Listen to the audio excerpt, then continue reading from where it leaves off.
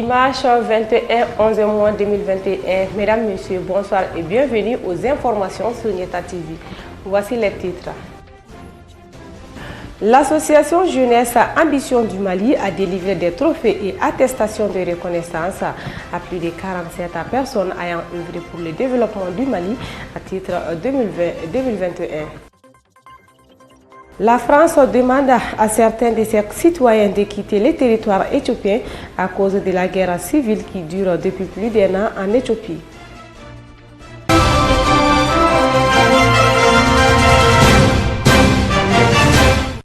Voilà donc pour les titres. Bienvenue à tous. L'association Jeunesse Ambition du Mali a décerné des trophées et attestations de reconnaissance à plus de 47 personnes ayant œuvré pour le développement et la stabilité du pays à titre 2021.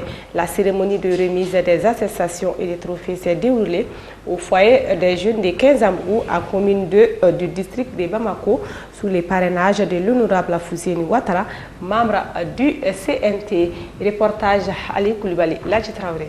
Des hommes politiques, des religieux, des sportifs, des organes de presse audiovisuelle, des gardiens de cimetières, plus d'autres couches de la société ont été ciblés par l'association Jeunesse Ambition du Mali en leur octroyant des distinctions honorifiques pour leur courage consenti pour la stabilité et le développement du Mali. Bon, notre association, on a décidé vraiment décerner quelqu'un qui fait œuvre dans le pays, même dans son quartier. Et on a baptisé Wale Numandon.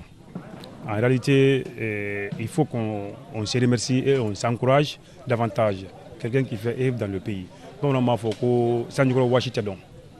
C'est ça qui nous a poussé vraiment à initier cette initiative. Aujourd'hui, c'était 47 personnes. Il y a des opérateurs économiques, il y a des directeurs de l'école, il y a des promoteurs de l'école, il y a les commerçants, il y a aussi des commerçants détaillants, il y a aussi vraiment même les gardiens des cimetières. Parrain de la cérémonie et récipiendaire, l'honorable Fousséni Ouattara a félicité l'association Jeunesse Ambition du Mali, tout en leur encourageant à multiplier ce genre de gestes. Il a aussi invité la jeunesse malienne à emboîter les pas de cette association. Je tiens vraiment à féliciter l'association Ambition Jeunesse du Mali et surtout son président, Konaté, qui a eu l'initiative d'organiser cette cérémonie, qui est déjà à sa 7e édition. Et j'ai été vraiment très honoré qu'ils m'ont choisi comme parrain. Et moi et mon collectif, voilà, je les remercie pour ce témoignage. Ils m'ont donné un trophée, un chihuahua. Je ne m'attendais pas à ça du tout. Vraiment, je suis pris d'émotion. Et je pense qu'avec de tels jeunes, l'avenir du Mali est rassuré. Parce que ce sont des jeunes vraiment qui réfléchissent, qui sont debout, qui sont très actifs. Et j'appelle tous les jeunes du Mali à prendre exemple sur ces jeunes-là. Le représentant du ministre Ibrahim Ikassa Maïga a aussi salué l'association d'avoir pensé au ministre de la refondation de l'État. Nous avons eu l'honneur qu'ils ont décerné une attestation de mérite au professeur Ibrahim Ikassa Maïga, qui est le ministre de la refondation de l'État. Donc nous les saluons et nous les encourageons vivement de poursuivre ce travail de citoyenneté afin d'encourager chaque Malien à œuvrer dans la participation nationale pour une nouvelle construction du Mali, pour l'avènement du Mali courant. Après les ministres, certains membres du Conseil national de transition ont également reçu des trophées, car ils ont été les meilleurs politiciens de l'année 2020-2021. C'est pourquoi ils ont garni l'association Jeunesse Ambition de bénédiction. Ensuite, ils ont appelé les Maliens à faire la politique autrement. Le trophée que je viens d'avoir, c'est le trophée du meilleur politicien 2020-2021. Ça veut dire que faire de la politique sert aussi à servir sa nation. Peut-être le dévouement et l'engagement politique que nous avons fait vis-à-vis de notre nation. Et ils ont bien compris cela. Et c'est à travers ça qu'ils m'ont donné ce trophée. Et vraiment, je suis très content. Et j'invite les Maliens à comprendre que faire de la politique, ce n'est pas du marchandage, ce n'est pas du fainéantisme. La politique, c'est la meilleure des choses à faire parce que c'est la stratégie pour la résolution des problèmes de la population. Ce n'est pas une manière de vivre du peuple malien ou bien d'un peuple. c'est tout simplement servir sa nation avec loyauté, dignité et amour. À savoir, lors de cette cérémonie de discernement des trophées au personnel ou encore aux personnes qui ont beaucoup fait pour le développement du pays et la stabilité du pays, l'audiovisuel Nieta a aussi reçu une attestation de reconnaissance. En particulier, le DG du groupe audiovisuel Nieta, Mariam Damele, à partir de l'émission John Behine et Abouakar Tolo, plus d'autres personnes de la société. Pour vivre et rester en paix, les populations sont obligées de signer des accords de paix avec les groupes terroristes qui sévissent dans les centres. Les refus de signer cet accord entraînent toutes sortes de menaces et d'actes terroristes contre les paisibles citoyens. La semaine dernière, 2 cars de la même compagnie quittant Bamako pour Bankas ont été enlevés par des terroristes. Plus de détails avec Soumouyatara. Le samedi, entre Bandiagara et Bankassa, vers le pont de Parou, un autre car a été détourné de son chemin. Des groupes armés terroristes ont été indexés. Selon des informations, ces actes visent à faire revenir les populations de Bankassa à l'accord de paix qu'elles avaient signé avec les djihadistes. Cela faisait ainsi un deuxième car enlevé. Selon des sources, il y a eu aussi une tentative d'enlèvement d'un troisième car qui n'a pas obtempéré et a pu s'échapper. Il aurait même tiré sur les 10 cars. La population avait signé un accord de paix à l'approche de la fête de Tabaski passée, mais sous la pression de certains chasseurs d'oiseaux, elle a dû rejeter l'accord. Et maintenant, les djihadistes font tout pour les faire revenir à cet accord par des enlèvements, des séquestrations, entre autres, à en croire. Certains notables arrivent à rentrer en contact avec les djihadistes pour négocier la libération des otages. Ils confient que ces enlèvements ne visent que les ressortissants de Bankassa, qui fait partie des zones qui ont refusé tout accord de paix avec ces groupes. Selon une autre source, il empêche aussi les gens d'aller à la foire de Bankassa. Cet embargo commence même à peser sur la ville en ce qui concerne les denrées alimentaires et les carburants. Les litres d'essence coûteraient aujourd'hui 1250 francs CFA dans certaines zones. La population aujourd'hui vit un calvaire dans toute la zone et revendique le retour de l'État, expliquent certains ressortissants. Si on échappe à l'embargo des djihadistes en signant l'accord de paix, on tombe dans l'hostilité de certains chasseurs d'oiseaux qui sont contre cet accord, déplore un jeune de Bankassa. Après la réduction de 50% de la base taxable à l'importation de certains céréales et produits de première nécessité par le Conseil des ministres, le ministre de l'Industrie et du Commerce, Mahmoud Ould Mohamed, était le week-end dernier face aux journalistes pour expliquer le bien fondé de cette initiative. Abdou Ouattara.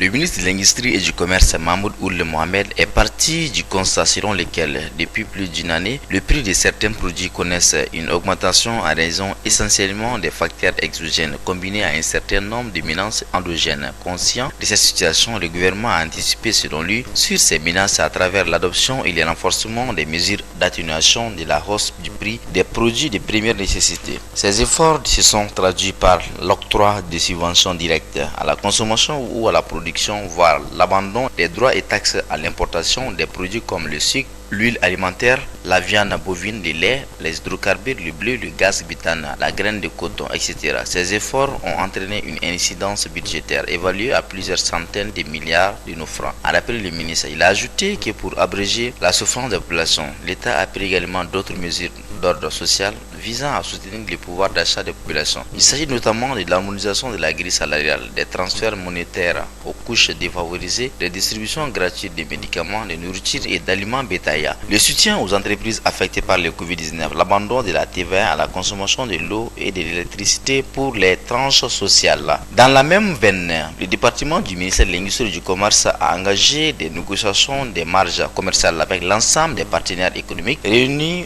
au sein des différents cadres de concertation et du Conseil national des prix. Ces négociations ont permis la fixation sans coût du prix des matériaux de construction, du pain et de la farine. En outre, pour éviter le dérapage des prix et lutter contre la spéculation, les structures techniques du département ont accentué la surveillance des marchés, a fait savoir le chef du département de l'Industrie et du Commerce. Il a aussi rappelé que la direction générale du commerce et de la concurrence est à pied d'œuvre pour le contrôle des prix. Dans ces registres, ce sont plus de 30 000 points de vente à travers tout le pays qui ont été fixés. Il a été procédé partout où les équipes sont passées à l'affichage obligatoire des prix plafonds indiqués devant les commerces, a fait savoir le ministre Mahmoud Ould Mohamed. Il a soutenu que la hausse des prix s'explique par l'envol des coûts des produits sur le marché international qui s'accompagne d'une forte demande des produits de base face à une offre mondiale frileuse. Cette situation de hausse se répercute sur les prix des produits sur le marché national. À cet effet, les prix du riz, du lait, du sucre et de la farine et du maïs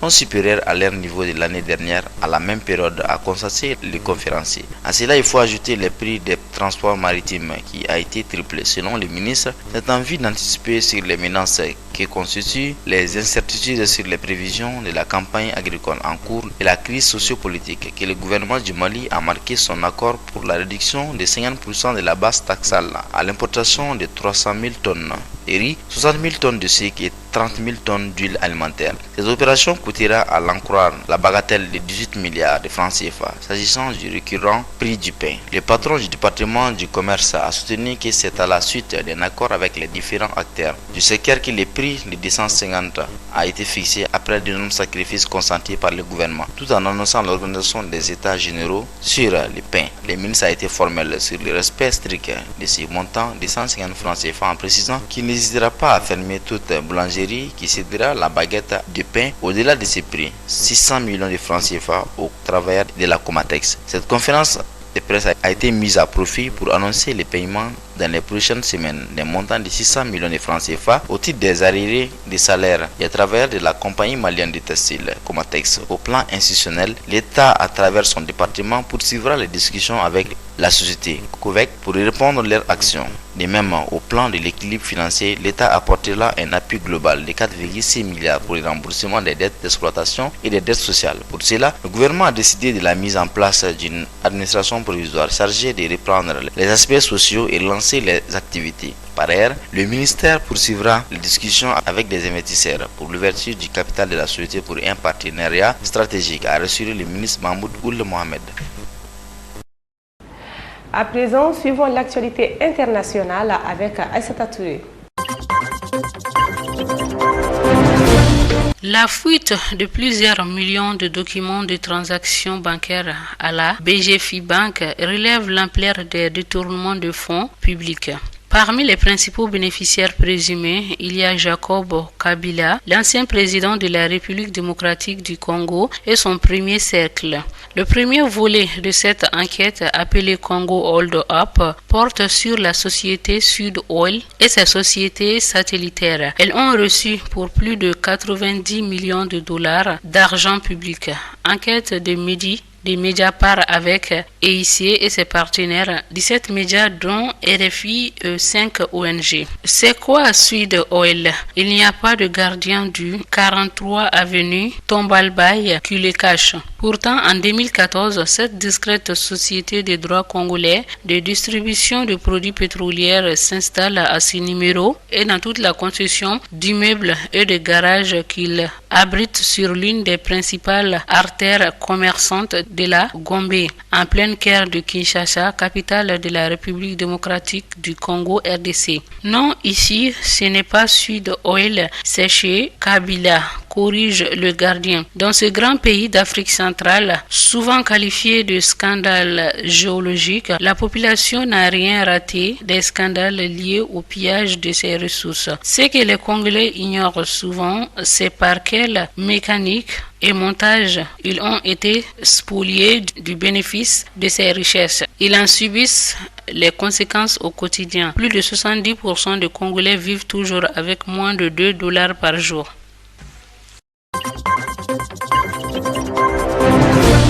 Un commandant du Front Polisario tué par un drone marocain selon la presse. L'information est relevée par des journaux marocains et espagnols. Le commandant de la 5e région du Front Polisario a été tué lors d'une attaque menée par un drone marocain à l'est du mur de sable. Ce mur sépare la partie gérée par l'autorité marocaine du Sahara occidental et celle sous contrôle du Polisario. Officiellement, le Maroc garde le silence sur cette frappe, mais la presse proche du pouvoir regorge de détails sur l'opération. Selon les journaux, c'est lors d'une série de frappes de drones marocains que le chef militaire sahraoui a été tué. Il circulait à bord d'un 4x4 civil immatriculé en Mauritanie. Taleb Haïdar commandait la 5e région du front Polisario. Les Sahraouis affirment qu'il y a également eu dimanche dernier 12 morts civils dans cette région de Megic à l'est du mur du sable. Les médias marocains rétorquent qu'il s'agit d'hommes en treillis militaire et dénonçant une nouvelle tactique de Polisario qui consiste à utiliser les voitures civiles pour attaquer. Cette zone est considérée comme une zone tampon. Ni civils ni militaires des deux côtés ne doivent y accéder. Ces frappes ont également eu lieu lors d'une journée symbolique. En effet, c'est le 14 novembre l'année dernière que le Polisario avait annoncé rompre le cessez-le-feu en cours depuis 1971.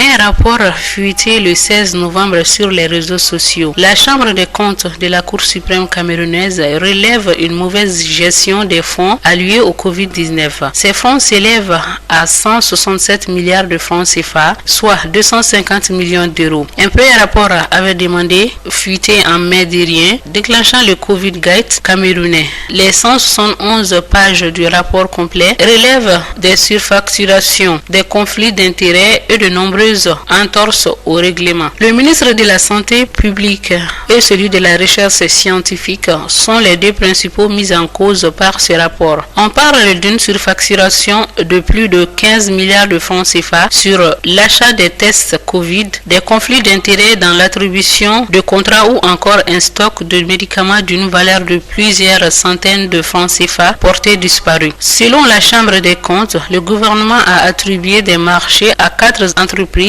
sans s'assurer qu'elles présentaient les garanties de sérieux et d'expérience normalement exigées. Ces entreprises ont d'ailleurs été créées quelques semaines seulement avant de remporter ces contrats d'une valeur de plus de 2 milliards de francs CFA.